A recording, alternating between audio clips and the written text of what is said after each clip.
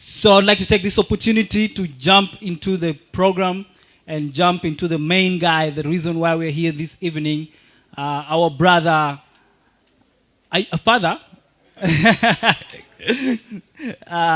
Please put your hands together for Yaba Angelosi.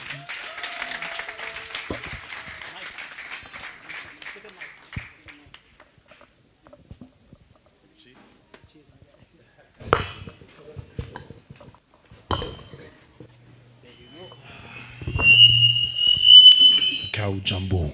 Yaba Angelosi. Yeah, so. How's everybody doing? You're looking good. We're looking good, yeah? Yeah, man. Yeah, man. First of all, let me ask the first question that every South Sudanese might have in their mind. What's with the hat? Are you trying to rule us? SKM 2.0, huh? You want to go somewhere? No. So Mafi Sharp. So something that the hat, I think dynamic that I can contest to that. Okay, that's like Sharp was good to Tagia. That's it. That's excusable then. You can wear your hat. Please introduce yourself. Some people might know you, others might not, but others might also want to hear from you. So my name is Angelo Dominic Maku. I am a son of South Sudan. I was born here in Juba. Migrated to Khartoum. Stayed with my family in Khartoum, Duaim. And then from Khartoum went to Egypt, where we stayed there for about 6 months. And then from Egypt went to United States. Stayed in Washington, D.C., greater DMV area in the States. Been in the States for 22 years. So this is my second time back here in Juba. I was here in 2010 during the referendum. I'm a musician. By birth. I think is a gift that was given to me. Started my music from church, Sunday school. And that's how we got the girls. Then you became Saluk. They became Saluk. Yeah, so started utilizing my music to uplift, inspire, and make people fall in love, to smile and to rejoice in general. When you say you were born here in Juba, I mean, when I look at you, you're probably maybe in the early 90s or the late 80s. Why are you trying to give my age away now? Okay, let's not get there. But what I'm trying to say is that when you say you were born in the 90s, you were born in Juba, and the way Juba looks right now, where were you born around here? I don't see any place I would be giving birth to my kids. I don't see a place here. Where exactly? So point of correction, I was born in the 2000s, okay? So okay. It's like, the hospital was there, yeah? Yeah. Okay, yeah. that's good then. At least that makes sense. Yeah, so, no, I was born in the 80s, so that's my age, so you guys will know that. Atlabara. I was born in Atlabara, but now my family live in Gudele, so I represent Gudele. If anybody from Gudele here. Hi, you are Gudele, oh yeah.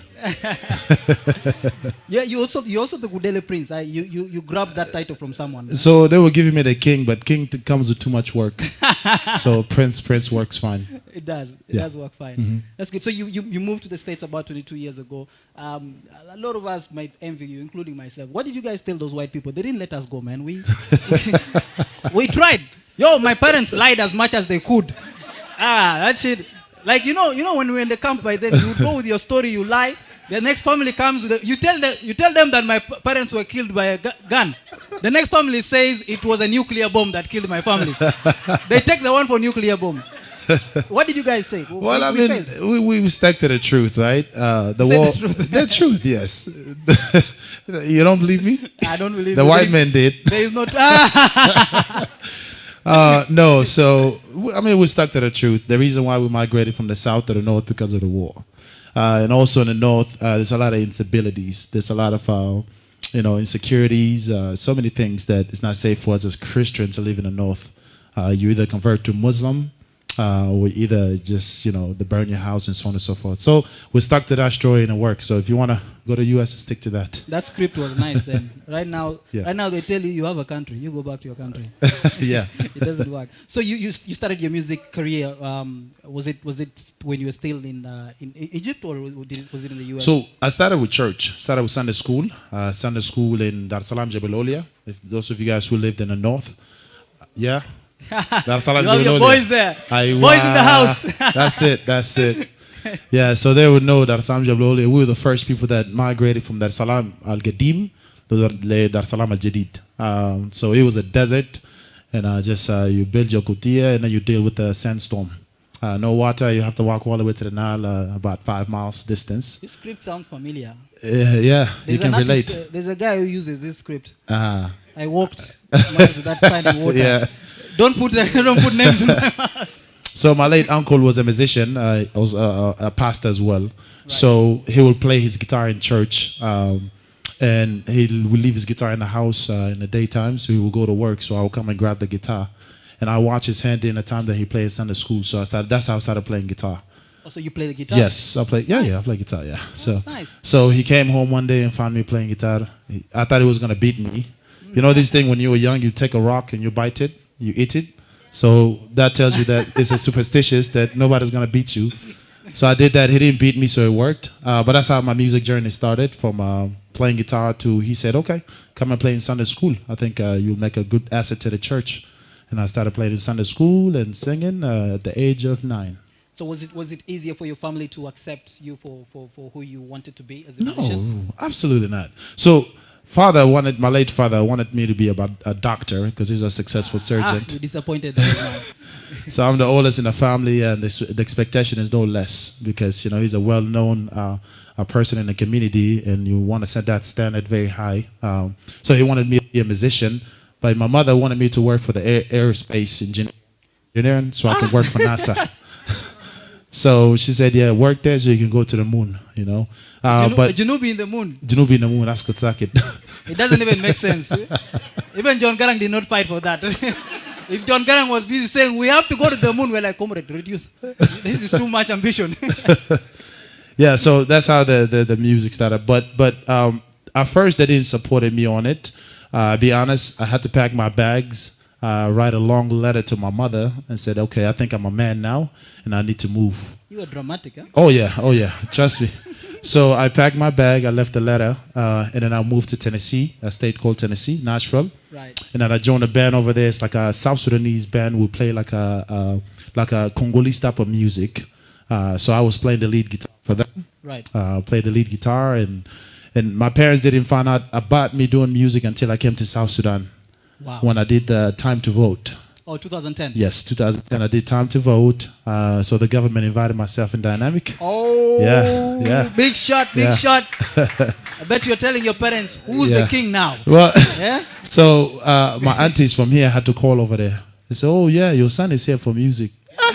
What is he doing there for music? So they started tuning in, SSTV, now SSBC. Yeah. And that's how they started supporting me, and they knew this is something serious that I really want to put my heart into it. So they support me fully now. That's really good, man. That's really good. I mean, there are a lot of people who have had dreams thrown out of the window like that. Indeed. Yeah. We're sorry if your dreams went through the window. You should have gone to Tennessee and joined the band. You should have tried much more. It's good, man. It's good that you made it through. The whole nation is benefiting from you at the end of the day, and a lot of other acts. So I think my question to you now is like, what does it feel like when you did the Time to Vote thing? There must have been so much pressure as a young artist that is coming out, and then you do a song that is the whole country now takes as like a motto or something like that. It can go both ways because we all like getting a platform can go both ways. It can go so well, you can make the best out of it. Or it can get into your head and you become the biggest person and you mess it all up. Yeah. So how did it feel for you? Well, first of all, my biggest inspiration for me doing music is Emmanuel Kembe, right? The legendary Emmanuel Kembe. Yeah. So I think just growing up listening to Emmanuel Kembe singing a song of revolution, uplifting our community, so on and so forth, this is something I felt like I was born to do. But I didn't know how to get started into it. So I did my research and listened to a couple of different artists, and then just started scripting sounds. So when I heard about the referendum that was happening here, I said, okay, I need to do something because one, I was in the advantage in America to be able to get in the studio and write and to be able to get a film crew to come and shoot. Right. So we just did it, wrote a Time to Vote and just kind of did my research and background about the war, about my experience as well, and how much referendum really meant for us as South Sudanese. Right. So it wasn't just a song, now we're gonna go so I can get paid. No, it was more like for the inspiring people. So they paid you. No, they didn't pay me. Why? This is for the laugh. Easy. Let's leave that alone. That is for another day. Yeah. So for me, I feel like me getting into music is more so to uplift our people, just like Emmanuel Kembe. Right. So then the Time to Vote was really deep and it's personal to me. Yeah. We did it in my room. I had the studio in my room, and then we had the green back screen in the backdrop. Have you guys seen some of that video? Yeah. And then I invited a few of my friends, and we started to just do our thing. But not knowing that it's gonna blow up and be able to get invited here for that. Yeah. You did mention that you came around the same time with Dynamic, right? We came together, same plane. You came together, Same plane, yeah. And he has been your friend for longer than maybe any of us can even Oh imagine yeah, here. that's Ruka right there. It's been a minute, yeah. And you guys are both superstars. You guys have a platform. You share the platform whenever you can. What can you tell us about people, friends coming up together to a level where a lot could happen and you can fall apart and it can go both ways? Because I can only mention a very, very few people that have known each other for more than 15 or 10 years. And on top of just being friends, they're like famous or like into this big business. What do you think held your friendship together? I think the reasons, what I call it, anytime whenever you do music, I always tell young artists, you have to have five reasons why you do music. 5 whys, okay? And these 5 whys, you need to actually write it down, not just memorize it. Write it down and put it in your mirror. Those 5 whys does help you to be able to regroup again when you're going through hurdles and struggles. So Dynamic and I, we have a very, very mutual interest in music. He's also one of my inspiration. Yeah. He came and discovered me from my mom's house in my room. Yeah, that's all. I'm not joking, I'm serious. In Washington, D.C., he came and, at that time there was a church thing that was happening because I was heavily into church. Waleta Abuna, Waleta Kenisa. So, but I played guitar in church, so he liked the way I played, so we invited him over my house. And then I just started vibing and playing guitar, and he would just sing, And at the time, I'm a big fan of Lucky Dubé, Right. So he was singing some reggae, and I go, "Junubi singing reggae. How's that possible?" Yeah. But no, we exchanged contacts. And then over the first concert that I did is in what I didn't do. It was together. What was it called in Washington D.C.? A Hope concert. Hope concert. It was. That was 1972. 65. 1965. Yes, Sorry, I yes. got it wrong. Yeah. So he had invited me to come as a guest artist. Yeah. And I had a song at the time called Banata Sudan. Banata Sudan, Banat Jemilin. That's his favorite song. So he said, "You need to come and sing this song with me on the stage." Yeah. So that was my first stage performance that is outside of church. I got up and started singing, and those Arab ladies, because it was a mix, Arab ladies, Junubin, and it felt good. It felt really good. Yeah. And I think that's how the uplifting began. But to your question, friendship becomes from inspiring one another. And having that whys is important. He has his whys, I have my whys. And then we keep each other accountable, right? Whenever he doesn't release something for a while, I'll call him, "Hey, what's going on?" You got the talent, get in the studio. And he does vice versa. A lot of times when he's doing an event like Ruka Festival, I say, "I'm in." I mean, right away, there's no matter where I'm at in the world, I'll come and support. Yeah. But it goes back to supporting one another. Because I feel like this industry, it's not going to take just one person to build it. It will take collective effort. And Dynamic and I have been holding in that diaspora for so long. There's other great artists too, Sultan Clinton, Slick Nick, Mr. D, and so on and so forth, Amani Malewa. And so I can mention so many. But the names you know, eh? Yeah. I'm struggling to backdate myself. when did these guys sing? Yeah, but in the diaspora it's a little bit different from here because in diaspora it's just us. There's nobody else. They know you have a bunch of Kawaja, black people, Asians, and other African nationalities. So it's just us, the South Sudanese, to work together. So the music industry, diaspora, is very small and it's very collaborative. We work together. We push one another. Yeah. I've had a few. I've watched and seen a few artists that have made that transition. One of my favorite artists from Uganda is called Irene Tale. She used to sing in a choir, and she made that transition. And then there are also some guys that I know that have made that transition from gospel music to secular music. My question is, what is that thing that inspired, that makes you make that decision? Like when Dynamic took you to that concert, what was the deal breaker? Was it the women? Was it, what did you see and you're like, okay, this is what I'm supposed to do. I'm not going back to church. What did you see? The woman is part of it, I'll be honest. I mean, every child who dreams to be a musician, you idolize somebody. When you idolize somebody, you have the thoughts of, being, cheered by your fans. Yeah. So that's the small piece of it. But I think for me personally, it's just to be able to use my music as a healing to people. Like I said, I go back to Malo Keme because his music healed a lot of us. My parents healed myself when I was younger, and I wanted to do the same, to be able to use that. So the transition from church was more to uplift people than anything, because I know people might walk out, right? Yeah. Just because a lot of time people don't really want to put their faith together with gathering like this. Some people like to keep it personal. But if you put a secular music that has a stronger message, DJ plays it, everybody's dancing, right? Yeah. But yet at the same time, it creates a healing. Somebody who's just having a stressful day, when you go back home, you smile, you hug your wife, you call her girlfriend, gulo male, shunu shunu nak. That's what the music does. Right.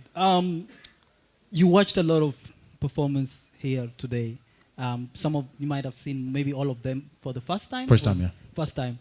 What did you take away from that? Like, how did you feel about it? Like, as a different, because I can say after 10 years, you're a different person from what we have on the ground here. Yeah. So you're learning a lot of the things for the first time again. First of all, to answer your question, South Sudan have talents. This is my first time seeing them. Yeah. The poets, the singers, you guys did a phenomenal job. Especially to go back to live performances. A true artist is defined by live performances. Beautiful. You can take a guitar or you can just sing to a live band. That's really a definition of a true artist, because you're creating an art.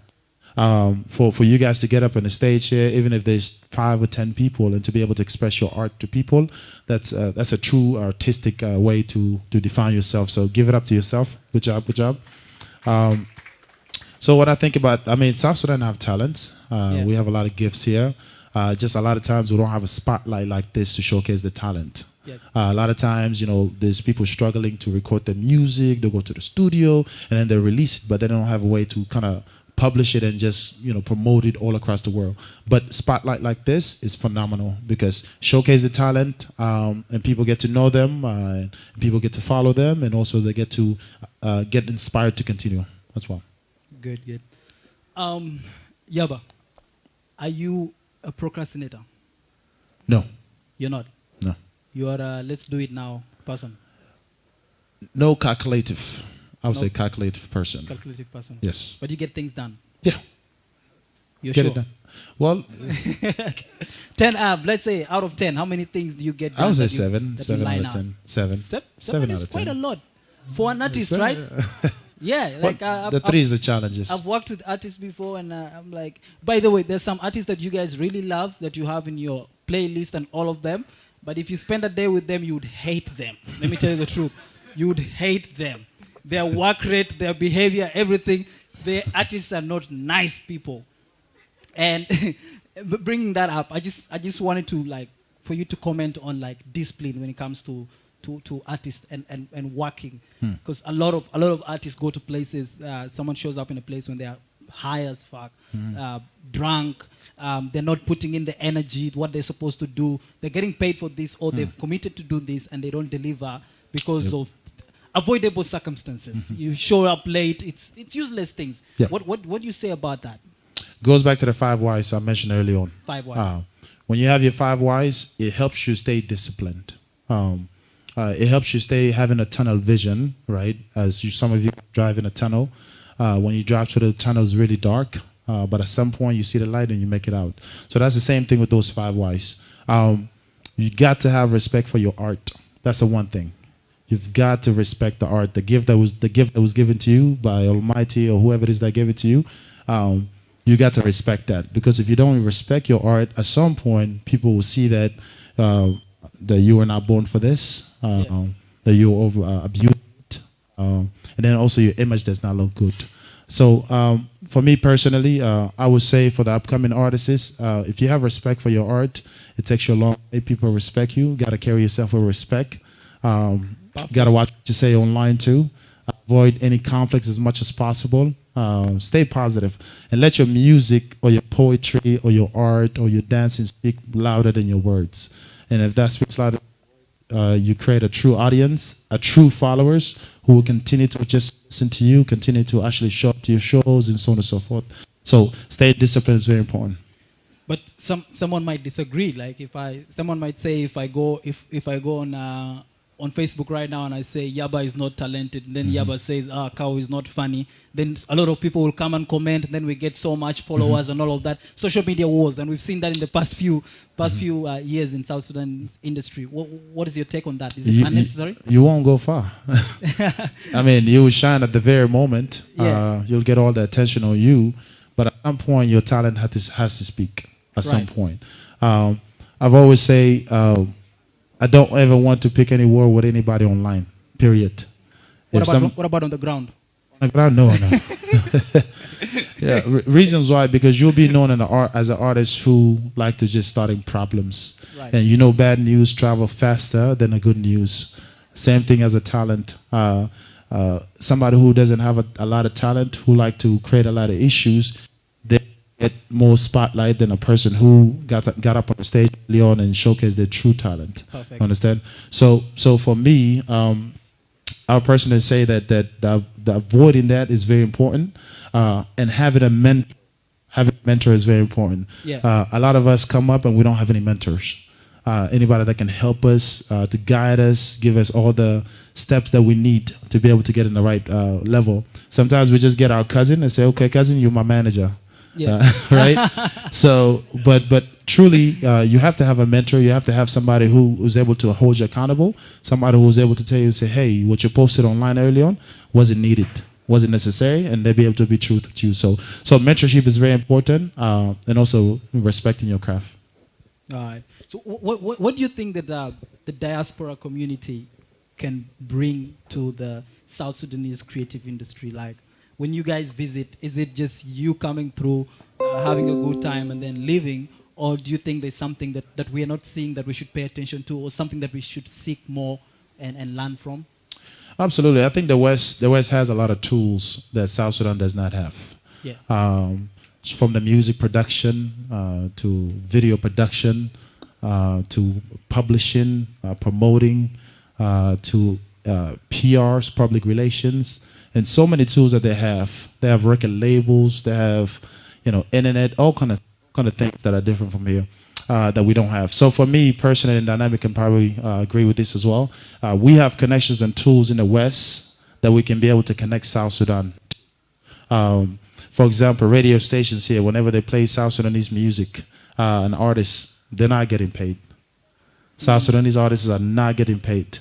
Yeah. Think about that for a second. It's not the radio station's fault. People get paid for that? Yes. There are artists who don't know people get paid. There are people who actually pay the station.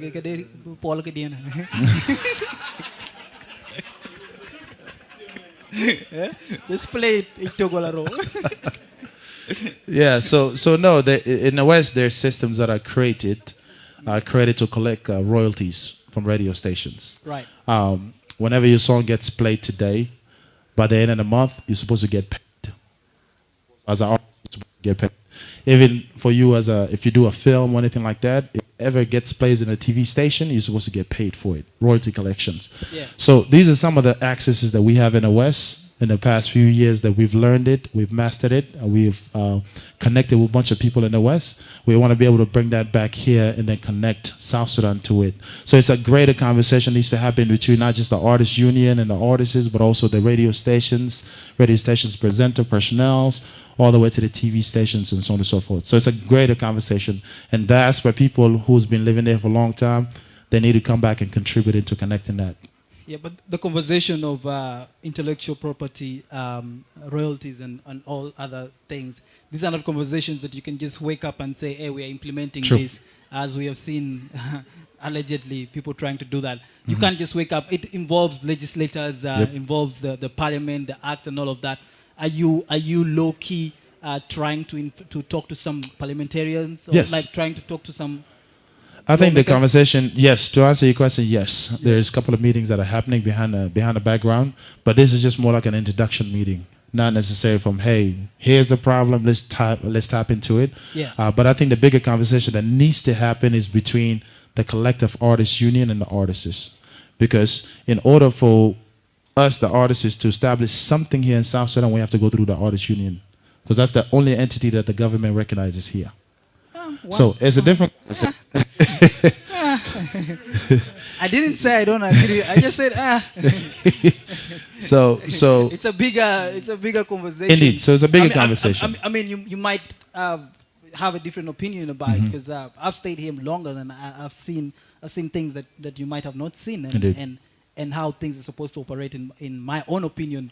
So maybe we can have that conversation. There are places where such things are operational, and I admire them. I've seen places in the US. I saw how. By the way, that was me just trying to remind you guys that I was in the US once. But I saw the role that the union of actors and actresses was playing in like supporting their actors, because I was working with this theater in Atlanta, and we were doing casting. So I was given a list of all these actors that are going to do the plays, and then I was going through, and then they asked me if there's an actor that has with the union, put them aside. And I asked, why am I putting them aside? Then they said, because these people are treated different. I'm like, what do you mean? They say, with these people, there is a specific amount of hours that they're supposed to do their rehearsals. You should not overwork them. If the union says it's 8 hours that our artists should be working, it's 8 hours. It was during COVID. The union says they must wear masks and everyone must have masks. That should be done. If it's not done, they can be taken to court. And also pay. There's a pay that it's supposed to be given to them and all of that. So the way they were treated, you could really tell that there's a value that the union was bringing to them, and they actually subscribe to the union. It's not just free. They pay to be in the union and all of that. So when you see those things, and then what we think we're doing here, it gives us a different opinion. I'm like, what value are you bringing to me? Like, I probably make more than what you would give me when I join you guys. So give me a reason, and that's where the chaos can be. Yep. Yeah, I think with the artists, the one you mentioned about is labor union in the States. Yes, labor union. Yeah. Labor union is a little bit different, just because it protects the labor laws in the United States. Right. Every company in the United States want to run away from the unions, because unions run out. If all of us in the union, if we decided that, okay, we just want to go home today, we would get up and go. The company cannot fire us or nothing. You know That's what I mean? all. So yeah. You can leave a job. We union as a collective team. You guys all leave the job. If we decide we need to go because they didn't give us cold water, we can go. Moya bas, moya. If we decide, as a team. So that's a little bit different. I think the structure of the artists union here, obviously there's a lot of bylaws, a lot of structure that have been placed from beginning, constitution that have been written for the union. It needs to be modified. Right. To your point, what you ask, what value do they bring to the table to you, right? Yeah. And part of that is because when the laws were written in the first, it was written in the interest of the union instead of in the interest of everybody else. Right. Yeah. So that's one thing we need to start first. Look at the bylaws and sit down with the folks that are in charge, and then. There's a lot of, it's a longer conversation, right? It's a long conversation, sure. But if we sit down and collectively change some of these constitutions that they placed, I think we'll be able to benefit everybody else. When you say constitution, please clarify. Don't just say constitution here. We don't just drop some words. There's some words you don't just drop in South Sudan. You don't just say change constitution. Say change the artists union constitution. Okay. Might be missed. There are many constitutions. Correct. Might go for the other constitution. Like, you don't use the word transparency just like that. You don't just say transparency. You say actual transparency, so that they say you're doing something else. Yeah. No, absolutely. The rules needs to be changed in the artists union, and then eventually from there, because I can right now just go have a meeting with the vice president or have a meeting with the minister of information or culture, youth, and so on and so forth. I can have a meeting with them. Yeah. But if you go as a single voice, you can make a big impact. Yeah. But I think there's also like there's so much value that people that come from the diaspora are given. It all comes from that. There's that idea that Dr. John sold when we were like growing up as kids, where it was send all the kids to school, then they'll come back and bring for us knowledge. So when you come from the diaspora and try to table things or try to ask and talk to people, like people, policymakers, they listen to you. So I think you all that have the opportunity to go out there and see how the world looks like when you come through, make it. Try to reach out to policymakers. Try to explain to them how you think this, especially for people who have platforms. Try to explain to them how these things look like in different places and how you think these things should work. And slowly we will influence. It might not be today or tomorrow, but slowly if you go and talk to them, you go and talk to Dynamic Goals. I have a few MPs. I send them a few things sometimes. We bring those conversations, and I think it might go in the right direction. Of course. Before I throw it to the audience, I'm sure so many people have their own questions. We'll have them. I have one last question. You're about 18 years or 15 years in the industry, is it? 14 years. 14 years in the industry. For someone that's starting out maybe today or started out a month or a few months ago, what would you have done differently? If you went back to like 1 year or 6 months in this thing, what would you have done it differently? I think I could have. One thing that obviously I don't try to live my life based on regrets, right? I don't try to live my life based on regrets, and I don't try to do what I wish I could or would have, right? But one thing I think for me, if I had understood the music business before I even started singing. Music business. Like, get yourself knowledgeable of how music works in general. Right. It's not about just getting in the studio and, writing a song and then singing and then shooting a video. It's also the music business behind it. When you know the music business, it helps you protect you as an artist. You do protect your craft, copyright it well. You know your values. And then also people can respect your values as well. So I didn't know that growing up. I spent maybe, I'd say 8 years of my career, didn't know about music business at all. Yeah. When I started to learn about music video, I was like, man, look, we could have been millionaire by now. Right? Yeah. So there's a ways. So for any artist that coming up is, man, get to know your music, the business aspect of it. Promoter is not, well, I hear a lot here in the South Sudan as well. This promoter is the one that manages me. No. Yeah. Promoter is the different thing. You got to know the difference between a manager, promoter, publisher, PR, all of these things. You got to know these different. Some things sound so new to some artists. Yeah. Publisher, PR. Yeah. So it's important because if you know these things, you can now set your structure for your music. Listen, manager, here's my vision. When I want to perform, when I go to perform, here's my demands. But you have to be very realistic about it. Here's my worth, and so on and so forth. So you draft a contract. Anytime you do a show, you have your manager work with the promoter together to be able to go through contract and sign contract. So these are important things because it protects you. If you don't have contract, be a neck today. If you don't have contract, after the show, he can just get up and go. Yeah. Sure. What I'm going to take to court is going to say, do you have a contract, right? So these are some of the things that I didn't know. A lot of advantages was taken off me. Growing up, Dynamic can even tell you that. Yeah. We've been to shows where we drive like 10 hours away in South Sudan, all these places, right? We will drive and the promoter promises A, B, C, D. Yeah. But when you get there, you're sleeping on a bed that has bed bugs on it, right? And so many things that you don't get paid. Yeah. But we learned from that. I think any young person coming up is learn the music business of it, and I think you'll be fine. Yeah, I totally agree. I mean, it's not even about artists themselves. Whatever you do, I always say, I always hate it when someone tells me something that I don't know about my craft, and I make it my job to learn as much as I can about my craft. Like that mean part, like sit down, write your own budgets, write your own proposals, learn about your things. When you hire someone to come do it, you know what they're doing. Yeah. You can even help them with it other than just putting it in the hands of someone else. Yep. Because you can only go as far as I went for an English word when I did not anticipate how it was going to end. Now I'm struggling. Allow me to switch the tense. Allow me to use past participle. The present tense was not going to work.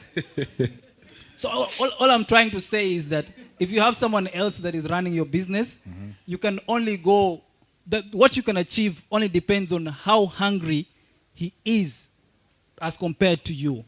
If we are both hungry and we really want this thing, we'll get it. If I'm more hungry than you, we'll not get it. If I want to get there, if I really want to get there, and the person who's writing my projects, my proposals, everything, does not want to get there like me, the person is lazy, the person wakes up late, the person is late to everything, I'm never going to get there. But if I know how to do it, I'll wake up early, I'll start my own stuff, do everything on my own, and they'll catch up with me, and you'll always be ahead of your game. So in whatever you do, be ahead of your game. As I open the floor, there's some people who might have questions. You just put your hand up if you have any questions for Yaba right here. Right, we have a mic that will be flying. Is it? Okay, just take this one and then give me that mic. Sorry? I think it's a bit of an inconvenience that people have to walk around. Are you okay with that? Yeah, let's fly it around. It's better for people to just be comfortable. Okay, thank you very much. It was really a great evening, and I couldn't imagine it to be the way it is now. So I really appreciate to be here, and these two guys have been one of their fun actually. Since for Dynamic, when I was in Malakal in 2008, I started listening his songs. Especially the other famous one is called Yalde. Yeah. Okay, this one from Radio Mraya, from all those things I've been hearing it. Yeah, and then in 2012 he came up with this thing of Alawa and World of Sorrow. Yeah. And then the other ones actually. So I've been actually following him up to now. I'm still his fan. Yeah. Nice. So blessings. I came to know Yaba Angelosi during the time when you were shooting. I think you were with Quincy. Yeah. And Klamade. And him, Klamata Dunia. Yeah. So I pictured you as some, because at that time you were very thin. I don't know. Yeah. So at that time I was like, this guy is funny because the way you dance in that music. Yeah. I mean, in that video, it was really, really funny, and I was like, when you call yourself Yaba, I thought maybe you are already around 50s. Yeah. So, yeah. So I was like, oh, this one might be really Yaba, yeah. But you were really funny on that video, and then I've been watching it. I downloaded it, and I was really following also.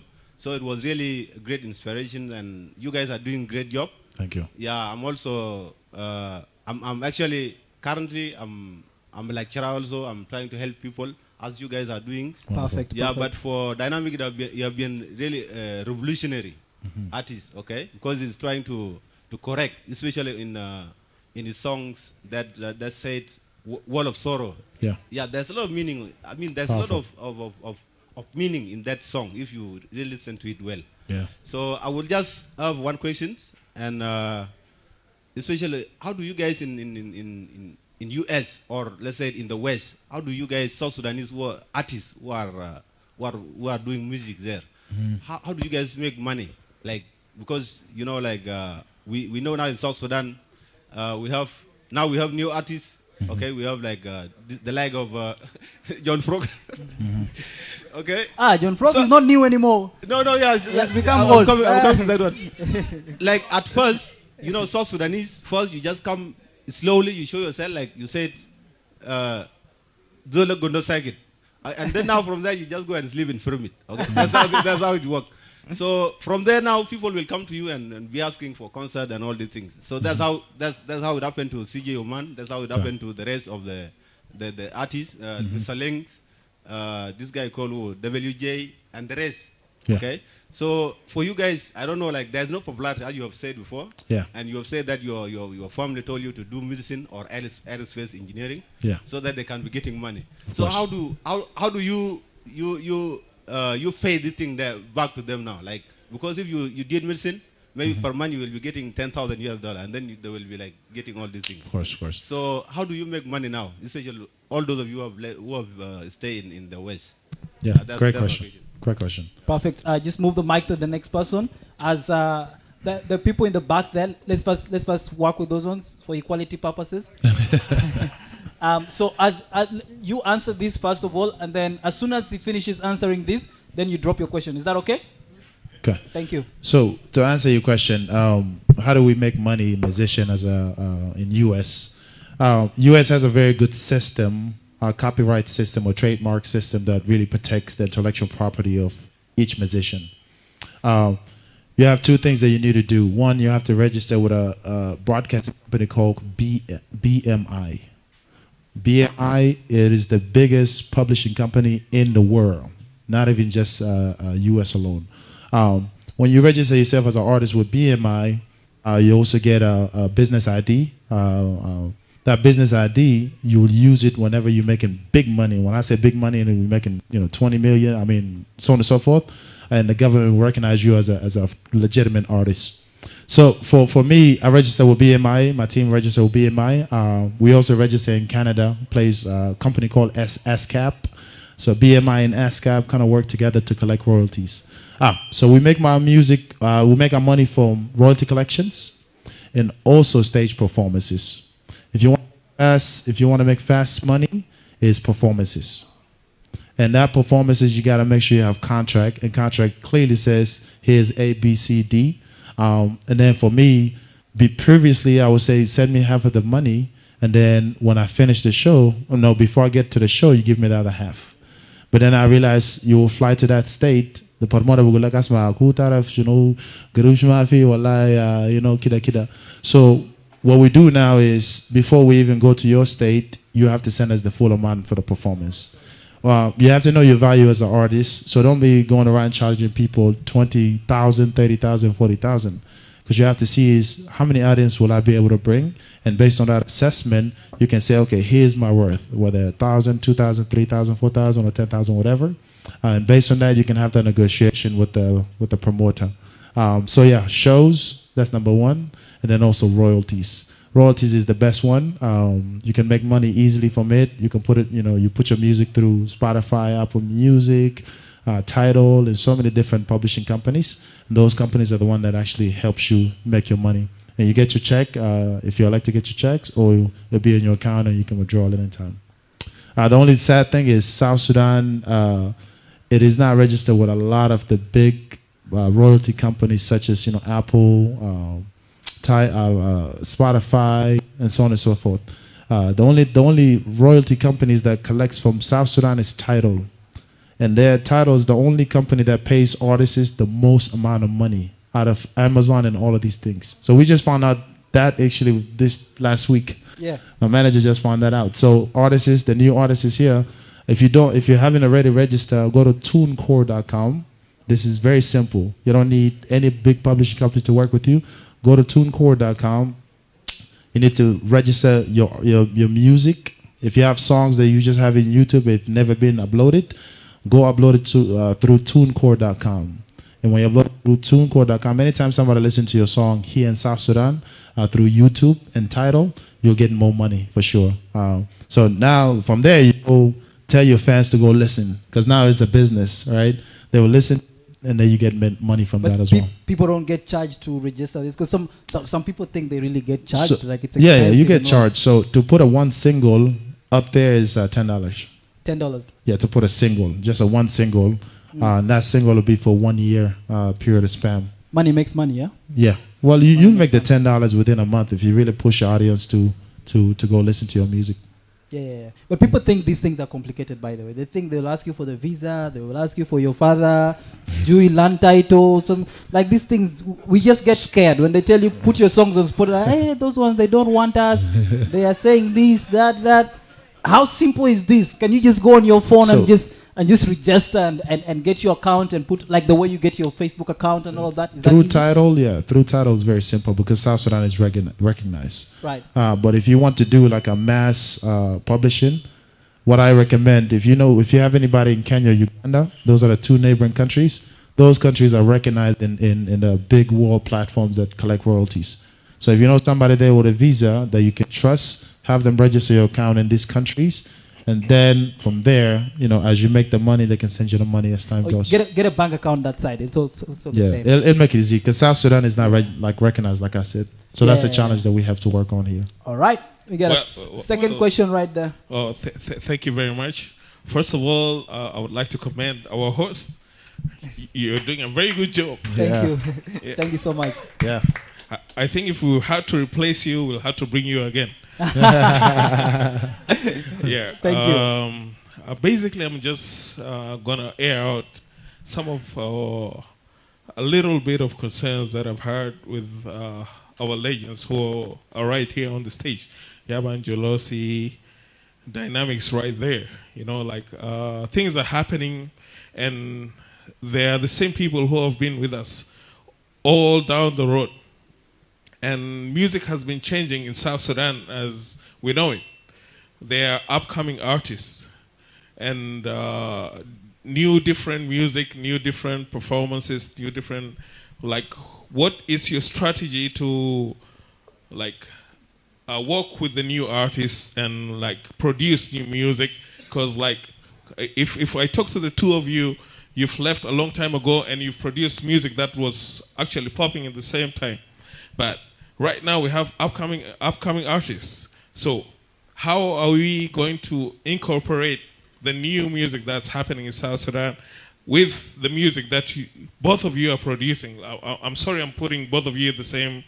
It's okay. Yeah, but yeah, you're currently at the same table.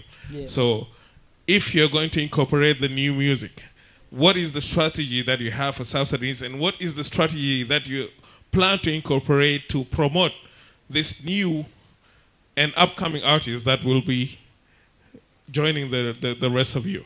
Thank you. Good question. Thank you. For some of these things, we might have to let Dynamic defend himself as well. The man has been made part of the show. As you answer, then the next one will come in. Definitely. So to answer your question, I think for me personally, and Dynamic can speak on behalf of himself.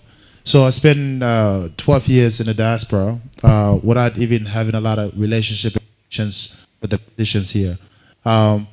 I just started to communicate with the people here in the entertainment industry in 2000 after the Muhabba song. So when we released the Muhabba song, people from here start to communicate with us. Hey, send it to us. So we say, okay, wait, hold on. This thing is really going on in South Sudan, you know? So that's when I started to communicate with the folks. So for me, this trip particularly, I want to use this trip to be able to get to know every single person who's in the industry, from the legends all the way to the upcoming ones. So I've been doing a lot of times, networking with these musicians. In the Ruka Festival show, Together for Peace, also the little family reunion we did in Gudele. So we've been exchanging a lot of contacts. To answer your question, how are we going to incorporate that? One, when you get to know somebody, right, you get to listen to their story, to their challenges. From there, you can find a way how you can bring solutions into the table. We're not coming to save the industry. As much as I've been here for 12 years doing music for a while, we're not coming to the industry. What we're coming to do is figure out where the gaps are, where are the challenges they're facing, and then potentially bring solutions that we can sit together at the table and work. If somebody doesn't know me, if I don't know you today and I give you advice, you might not listen to it, right? Because you don't know me personally. So just because we've been doing music for 12 years doesn't mean that we just come and say, hey, Tafanan Jadid, you listen to me because I've been older than you. We can't do that. You can't change anybody's attitude. So first, getting to know each other. Once you get to know each other, then let's have a round table conversation. And based on that, jot down all the challenges that the industry has. And then from there, let's figure a solution. We can't just talk. We bring solutions to the table. And based on that solutions, we can take it forward and upward. And that hopefully can bring changes to the industry. Hopefully that answers your question. Perfect. Right, thank you. Okay, so we have one more question there, and then Ade in the front, then him. All right, it's cool. Yeah, thank you. First of all, I would like to introduce myself. By name, I'm called Emmanuel Rondial. Hello. I'm so privileged to be here tonight, and I really appreciate the presence of Yaba Angelosi and our legend, Dynamic. Yep. So it's really great for you guys to be here, and you have come to show us love, by leaving the United States and coming to have time with us. So it's really appreciative. My questions that I would like to post to you is that you guys are our senior artists in South Sudan. You really made it in the music industry. And one thing in life, when we wanted to succeed, definitely there is need for leadership. There is nothing that can succeed without leadership. And currently, we have the leadership of the artists through the Artists Union. And based on what Jambo said, there's a lot of mess which is taking place within the union. And for it to be corrected, it needs people who have the experience, just like you and dynamic. So my question is, you who have gone abroad, you have learned a lot. You have seen how things are being done there, which can be helpful if we decide to incorporate in our system. So do you take your time to advise the Artists Union so that at least they should take a positive directions in the music industry if they wanted this industry to survive in South Sudan? Or when you talk to them, so do they listen to you as our seniors, or they don't listen to you? Because it's very important for you to advise the union as somebody who knows you went and you got a lot of things, so that at least we can be on the same page. Thank you. Right, thank you. So I haven't had an opportunity to meet with the union yet. I'm not sure if Dynamic did. Just because we've been here only for about 2 weeks and a half. And those 2 weeks and a half been a lot of shows and radio interviews and so on and so forth. So I haven't got a chance to meet with them to be able to listen to their side of the story. Because right now, just about every artist that we speak to, they all point fingers at the union. That's the union, that's the union, right? So it's a one-way side of the story, right? I think it would be only fair for us to be able to sit with the union and figure out, okay, what about on your side of the story? You guys are the one that lead in the industry. But if 100 people say you smoke weed for 20 years, then you smoke that weed. You cannot run away from it. Then it's a must. 100 people can't be wrong. It depends on the context. It depends on the context. But I think it's in a court of law, even if you shoot somebody today, you still have to go through the court. Right. Right? You have to prove it that I shot this person either because of self-defense or just because I don't like it. Right? Right. So same thing for Artists Union. I don't think it's a fair assessment for me to draw a conclusion based on what the artist is saying about the union and not to be able to listen to what they're saying as well. Makes sense. And based on that, I think, we'll be able to find a common ground and meet each other halfway. But yes, we will spend some time, my brother. We'll spend some time to sit with the union at some point, because I'm also part of this music industry. So if I'm part of this music industry, I also have to go through the union. I don't want to just do things my way or the highway. I think if this industry is going to grow, if there's a union, let's go through the union. But the union, there's a lot of things just to be modified. So we'll spend some time to sit with them. Like I said, we're not coming to save the industry. We're trying to find the solutions, and hopefully those solutions can contribute. Hopefully that answers your question. Perfect. Right, thank you. All right. My question is very simple. I like music. I like listening to music, and when I listen to music, I like to pay attention to content, and that is the ultimate reason why most people make music, to pass a message and all of that. And coming as in South Sudan, basically, we all know the dynamics. How do we change the aspect of the fact that so many people, or like so many artists, you're a good singer, yes, but you can't write. And at the end of the day, we don't have music that we can export. And it's not that the music is not there. It's the whole idea of we don't have music that has the music is there, that content is there, but a very few artists have that content. But there's so many artists who are coming up, and he fell in love with Mulakombo, and he's going to sing a song about, you know what I mean? Hey, Mulakombo is good. I love Mulakombo. Hey. Yeah, so that aspect in itself, like trying to change or trying to make young artists who are coming up understand that at the end of the day, you are an artist and all of that, but there's so many different dynamics to you being an artist. You might not be able to write. How can you be able to make them understand that you can actually get a writer without feel, yeah. That's my question really. Like, how do we change that? Nice. Yeah, good question. So, one, you can't force anybody to change the way they do their stuff. I think a lot of our young artists is using a fast way to get famous. So if there's something trending like I'm a piano, if it's trending right now, I'm gonna go ahead and make I'm a piano song. That way I can trend.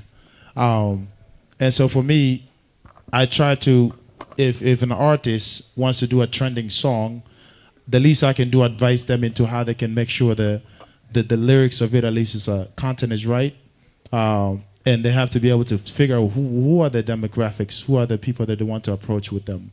And then biggest thing that I advise them in is the quality has to be right. The quality has to be right. Because even if your song is just a catchy, singing na na na na do do do do na na na na do, hey hey hey, right? If you're just doing that, just make sure it's catchy, the quality is good.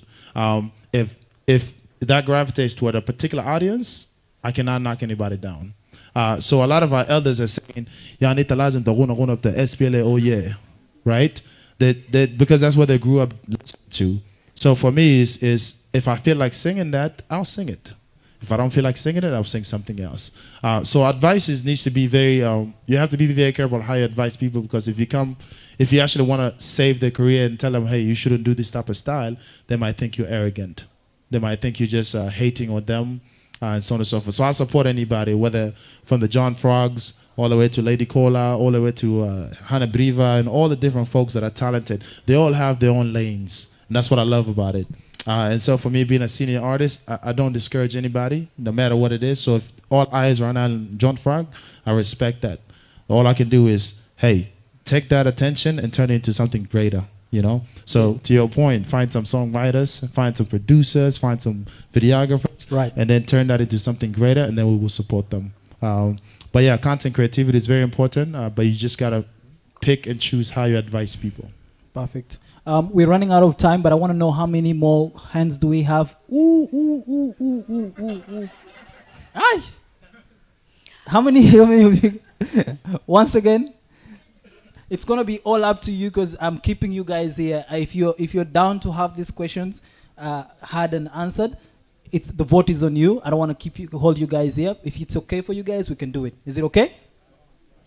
It's not okay. So you want to go home? All your time. So you want to go home? So we've had a lot of men. So let's get 1, 2. It's allow me here. as a dictator, allow me add one more lady, make it 3 ladies, it's and we here. close it. Is that fine? I'm right, a dictator. Yeah, so 3 more ladies. I'm sorry if we didn't get anyone else. 3 more ladies, and then we close it. Okay? Good evening, everyone. I would like to. Am I short? I can't be seen. All right then. Hello, everyone. My name is Rochelle Hakim, mainly known as Ray. So for me, I'm a media personnel from radio, TV, going on even to having a platform called Google Play, a latest platform that have won 2 awards. The guys can't hear you. Can you? You wanted to see her. Now you've won. All right then. I'm saying my name is Rochelle Hakim, mainly known as Ray. I'm a radio presenter with Classic FM, TV presenter as well at SSBC, and an entrepreneur. I have a platform called Google Play. So I know a few people know about it because it's like 3 months existence and everything about it. So I have a quick question regarding how, okay, both of you are really working so hard to make our entertainment industry to grow further, but do you have plan to export it, since I heard about international platforms like radios and the rest of the things? Secondly, seeing the media fraternity, as I know, remember we do have commercial and community radios. I feel like apart from the artists union, of which most of it have been given highlight, you go to the media houses to know the status, because as I know how the gaining of money done by the media industry can be a bit tricky, you know, in some format. Of course. And how can you cooperate the other existing platform to also give or become a sound, you know, to the rest of the entertainers? Because currently talking to you, I started with 15, currently having 70 plus entertainers on the platform and doing the best. Hopefully next year going to be far. For those who don't know, Google Play is a South Sudanese entertainment platform, And sorry, I'm marketing myself. No, but go for it. Go for it. Go for it. So it's GOGO.play.ssd.com. That's where, when you browse, you get most of the unique contents right there. So the vision is to have music, drama, short films, and a lot of things going on. But the concept is that the way how people are perceiving everything, I think it's a bit slow. Apart from concentrating on artists, we, the community itself, you know, to observe our very own, it's very difficult. And how can people overseas as well get the concept that it's now time for them also to support from this end? So how can you make the visibility more louder and stand out for those outside to see us inside the country? Since we have restrictions and other things imposed on places. So thank you. That's my question. Good. Yes, you have to clap. I see you guys there. Eh? You guys stood out. Yeah.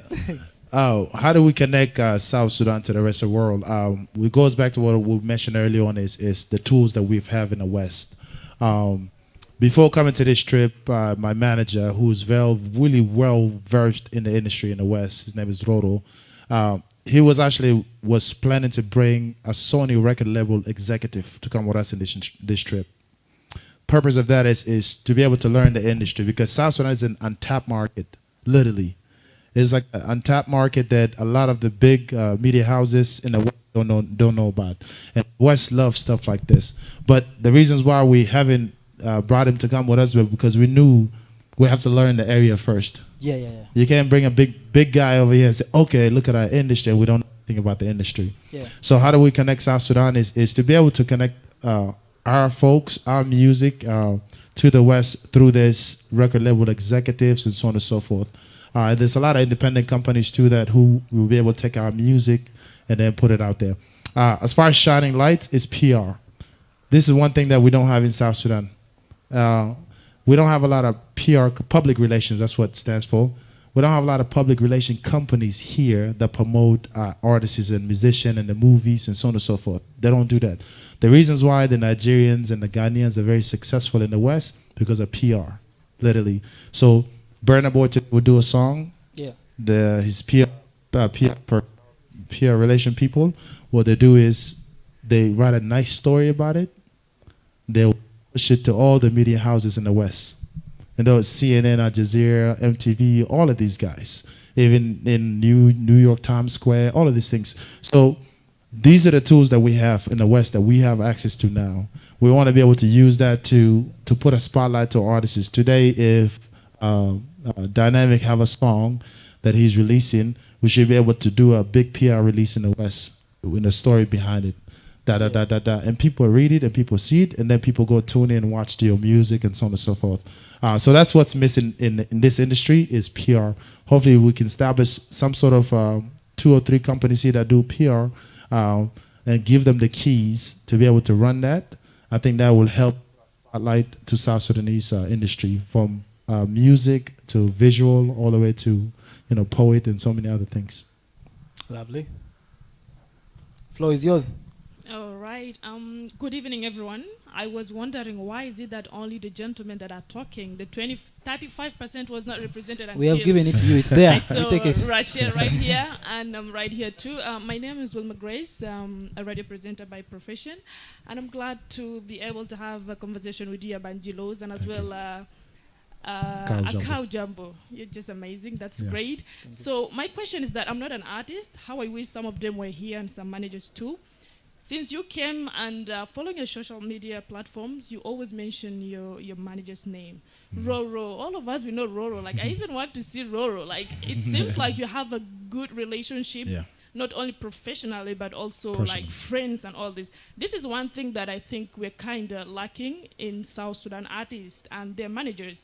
I'm not an artist, as I mentioned, but I'm kind of connected to the artists, and I kind of notice some things that happen with them. So there is always a misunderstanding between the artist and the manager. You understand? Like, as you said, you need to have a standard and a brand. When you say that I'm supposed to be paid $500, it's supposed to be that way. But I think there is always misunderstanding between the manager and the artist in South Sudan. You know, when the artist goes out of pocket, broke or something, any type of business that would come from any type of client, even if it's cheap, they decide to go for it. And the manager would like to keep the brand standing. If somebody's coming with low money, I'm not taking it. So this is where the misunderstanding comes. So what I want to hear from you here is, how do you keep your relationship with your manager straightforward, professional? Are there rules and regulations that you said, whatever that he says, you follow, either you like it or not? So I think this is something we need to hear today. Thank you. Excellent. It's a great question. I think we have the last person in the back. Yeah. Sorry? Oh, yeah, Dynamic. And he has to say his side of the story. Yeah. Right after Let's Have Dynamic. We refer to him so much, it would be unfair if we don't let him speak. Yeah, so it goes back to earlier on what I mentioned, Wilma. When you are looking into getting a manager, number one, don't get anybody that's in your family that doesn't keep you 110% with you. So a lot of times I'll run to my brother and say, okay, my brother, you're going to manage me because you're my older brother, and then you just run by that. So we don't put any rules and laws and standards that will keep us accountable. And then whenever there's challenges, as you mentioned, 500, 600, and then he wants to say no, and I say yes, I don't take him seriously, right, because he's my brother. So for me, number one, I kind of put many people to be my manager, but Roro is one of the people that I've noticed he's straightforward. He always kept me accountable. Decisions that I make, whether right or wrong, he always there to keep it transparent with me. So that's one. Find somebody who's transparent with you, somebody who can keep it 110%. And then based on that, you guys will sit down and have an agreement. Okay, when we go for a show, how do we want to write a contract? So for you as an artist, you have to take control. You have to take control of your say. You have more say in it than your manager, believe me. Because the manager, technically, the manager works for you. If you really go on the standard of record label, the manager is hired to work with you, right? Yeah.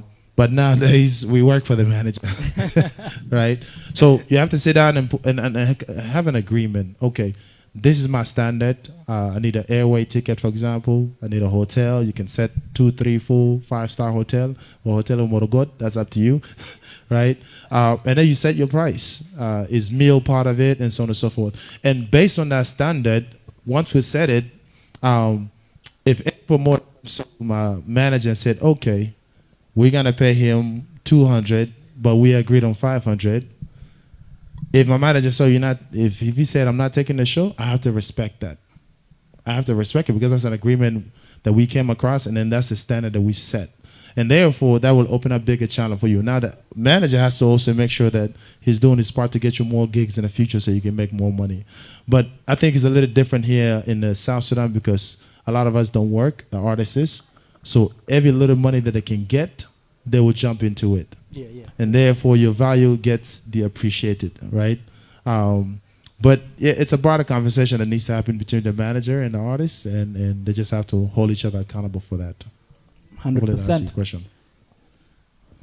Yeah. My name is Dynamic. What's up, everybody? What's up? What up? I don't have a question. I just want to say big up yourself. I've known this guy like probably 20 years, and I've seen his journey, and I'm very, very proud of where he is right now. I think he's in a right state of mind because we've been through a lot, from being broke, being played, being abused by promoters. Like everything most artists go through here, we've been through like 10 times worse. Like when he said we were sleeping on a bed where there are bed bugs. Yeah, in America we got some beds with bed bugs.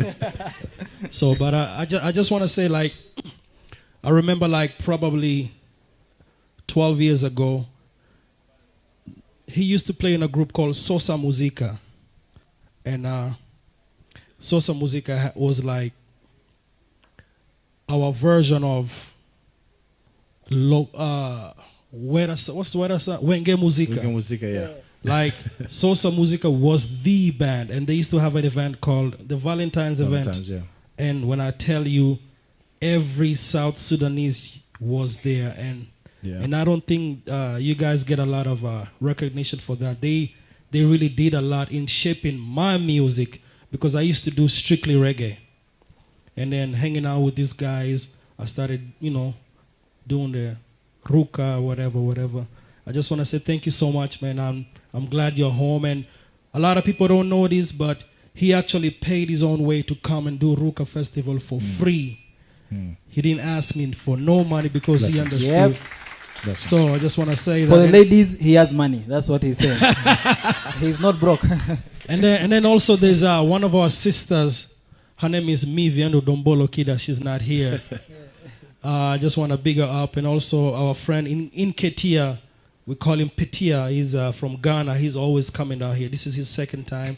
I just want to say, like, we are not coming from abroad trying to, like, tell you what to do. We are just trying to work with you. And tonight is Yaba's night. And I just, please, guys, welcome him at home. Thank you. And that's all I got to say. Yep. Thank you. Oh, yeah, sure. His name is Angelo. All right, Angelo, it is, yeah. He's also Angelo. But I'm not a musician, like my sister earlier said. Look, I have like 2 questions, and one of those questions have like question within. So basically, what I've noticed is this: like I said, I'm not a musician, but I've got a lot of musicians that are my friends as well, and I've noticed that the South Sudan Artists Union seem to have a lot of crisis. A lot of it seems to be political. The question around that area is: does the South Sudan Artists Union, does it have a place for South Sudanese musicians abroad? I know that the South Sudanese musicians are doing quite well abroad. Quite well, extremely well. And a lot of you guys abroad are quite intelligent as well in what you do. You're quite crafty in what you do. A great example is yourself and Dynamic, my brother here. What role does the South Sudan Artists Union put you guys, the South Sudanese abroad? Do you guys have a representative? Do you guys have a voice? Is there a constitution that governs? I assume there is a constitution that governs the South Sudan Artists Union. Does that constitution recognize the South Sudanese artists abroad? And the final question for you, my brother, Angelo. I've noticed that you've got a song called Kadis, or Kadis, right? And earlier today, there's 2 cats that came up. And they came up in a special way. There's 2 of them that came up. One was the white one and came and stood right in front of you. Yeah, I saw it. And left as if they have a mission. So they have, it seemed like they have something special to say to you.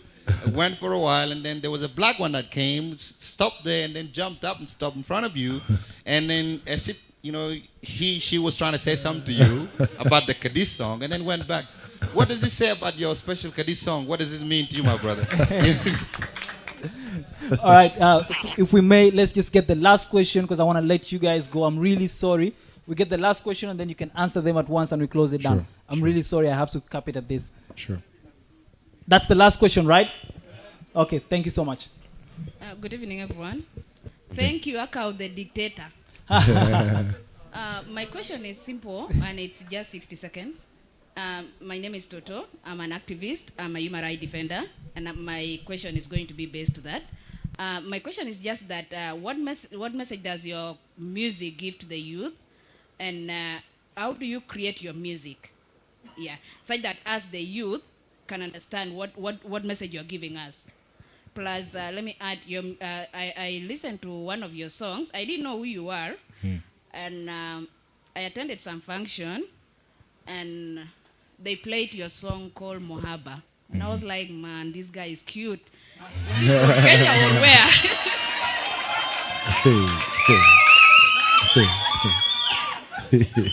Yeah, that's the truth. It's a compliment anyways. You're cute, yes. I thought shoot your shot. Shoot. And I'm from Gudele. Yeah. The RPG. RPG, you're shooting,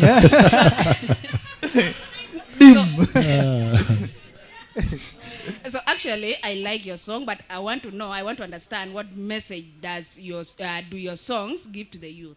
Thank you. Good question. You remember the questions? Yes. Sorry, you told me in the 80s, so I have to remind you. So, going back to my brother Angelo, which has my name. So he called me twin all the time whenever we talk on social media. The artists union here, the laws does not include us in the diaspora. That's a sad part of it. The laws just stays within the South Sudan boundaries. And then for us in the diaspora, we just been on our own world, to be honest. Correct, Dynamic? So a lot of the decisions that was made from making the rules and so on and so forth, we were not included in it. And it's not to their fault. It's just every country will have rules that is within their boundaries, and they don't try to pass that. With the exception if you work with like BMI or ASCAP, that's how you reach into a broader aspect of it. So no, they haven't included us, but I think what we'll do is part of those conversations is let's start to also include the diaspora artists, because we are as much as part of this industry as anybody else that is also here. So hopefully our voices will be heard, and we'll be able to put our 2 senses into it as well. Yeah. Jani Kadish Yom Al Khamis. So the thoughts behind that is first of all, give credit. When I was growing up, this is a popular, catchy song that a lot of people sing, especially if you're Khartoum. You know, Jani Kadish Yom Al Khamis Shara Gurgudi. Yeah, right? So I never understood what that meant when I was younger. What do you mean Kadish Yom Al Khamis Shara Gurgudi, you know? So when I got older, that's when I realized, okay, this is what I actually meant. And so I wanted to be creative for my music. I wanted to be able to, one, send a message, because a lot of us go through catfish. That's what we call it in the West.